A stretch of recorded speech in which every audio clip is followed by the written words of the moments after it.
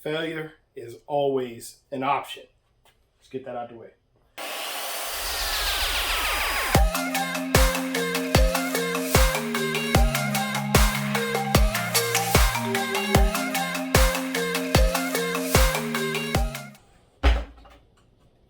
What's going on, everybody? Welcome to Way of Fishing. A little bit different video. I haven't done any mods to my new Crescent Shoalie, and I'll do a video and talk about this. I've talked about it before, but I didn't know what mods I needed. I hadn't fished with the boat enough. Well, I fished with it several times now, and there are some things that really annoy me.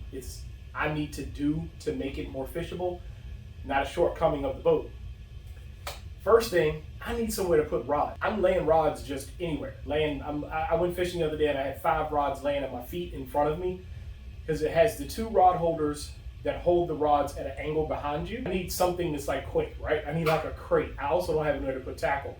I've been putting tackle just loose in the tank well. So this is the crate that used to be on my Bonafide. This is a nice big old rigid box. Problem is the Bonafide has a huge tank well. The Shoalie does not. A couple other things about this crate that I didn't like when I was using it, like these screws poke out because just threw something together, you know, function over form. So I'm going fishing tomorrow, and the plan is to modify this crate to make it work for the Shoalie. So for the Shoalie, looks like the maximum crate that I can run on it is going to be about 19 inches. Failure is always an option, right?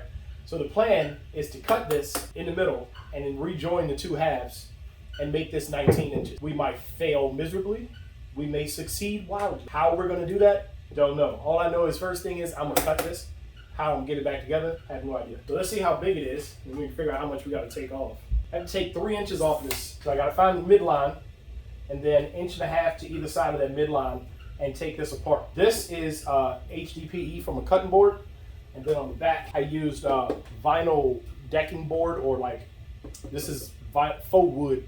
Vinyl faux wood. You'd be surprised, the PVC and all actually adds quite a bit of weight to it, but I need the rod holders, right? So, yeah, I'm gonna cut the camera off, I'm gonna tear this down, and I'm gonna mark my cuts, and then we'll come back when I'm ready for that. Failure is always an option. So what I did, I got everything taken off of my crate. This is 1.5 inches from center. I've got another mark.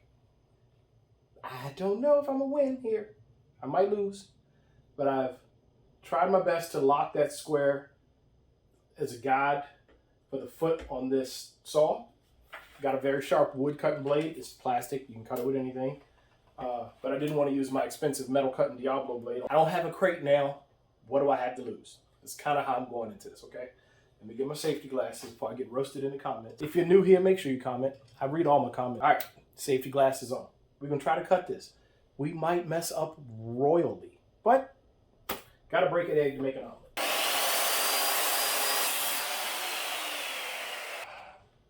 I missed my mark by a little bit, but that's a really awesome cut. Again, it's just plastic. It's gonna cut super easy. I'm not gonna get any kickback, but what I'm worried about is that it is plastic. See that movement? That worries me. That's exactly what I didn't want. It started to walk on me as this started getting floppy, and it bound up kickback. So I just pulled the blade out. I need to take out 3 inches. I took out 3 1/4. Yeah, I'll be all right. Corner cutter in me just wants to freehand this cut. Try to freehand this. I'm gonna show y'all why. You look at the bottom of this crate.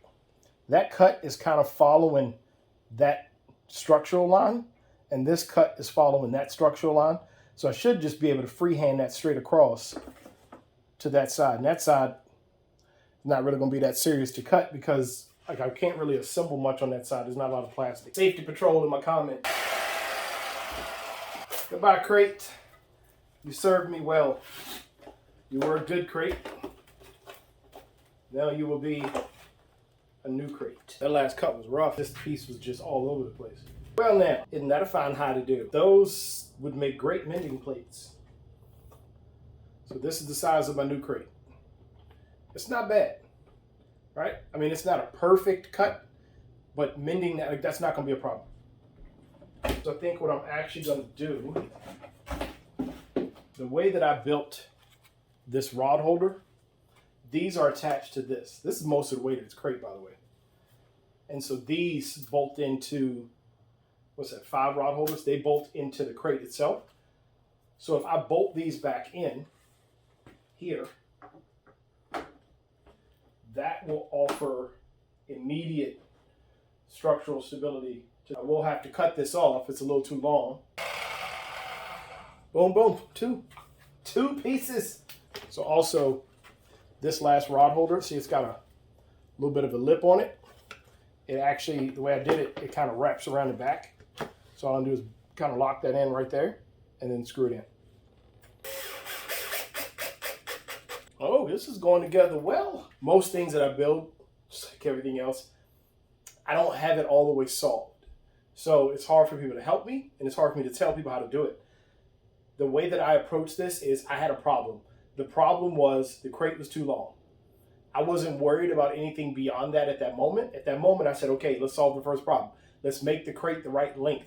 So I made it the right length, and then once I had that, then I was going to solve all the other stuff like where to attach things. It just worked out that the rod holders are going to provide the needed structure to put this back together. Like, that is crazy rigid, and I've only got 4 screws in it, and I haven't put the other side on yet. So I didn't have that worked out, but bang. So that's going to hold the majority of this crate together. Well, I mean, that's not a bad build. And I don't think I could have asked for this to come out any better than it's coming out right now. Considering how I went into this, I was prepared to fail. Anytime you're going to do anything, you need to be prepared to fail, right? Go ahead and deal with it. This vinyl wood substitute is a wonderful construction medium. Bolts together well, got good retention on screws. Look at that. Flawless. Oh yeah, baby.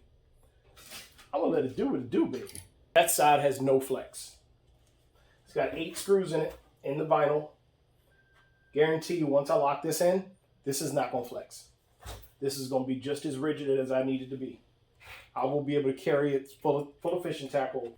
Now, I do need to attach this. Y'all got to see what the plan is. So this is the plan, right? To use the rod holder frame to add stability back to this crate to hold it together. I'm gonna cut the camera off. I'm gonna figure out this side, then I'm gonna come back and show you guys. Not perfect, but it'll get the job done. The only flaw is this gap, and that's where it was walking. So I'm not really surprised, but I mean, all in all, it's pretty solid. That's the only gap. It's not in the floor. I can still use the carry handles. You know, it's not going to win any beauty contests, but again, the goal is I want to go fishing tomorrow. I don't have money to go buy a crate, and I like making stuff, so this was a fun little project. I'm going to go out here and see if it fits on the Shoaly. It's pitch black outside. It's late, but y'all just have to see that tomorrow when I'm on the water.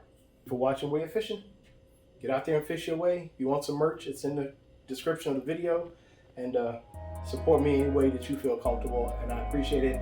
Make sure you comment. I will answer my comment.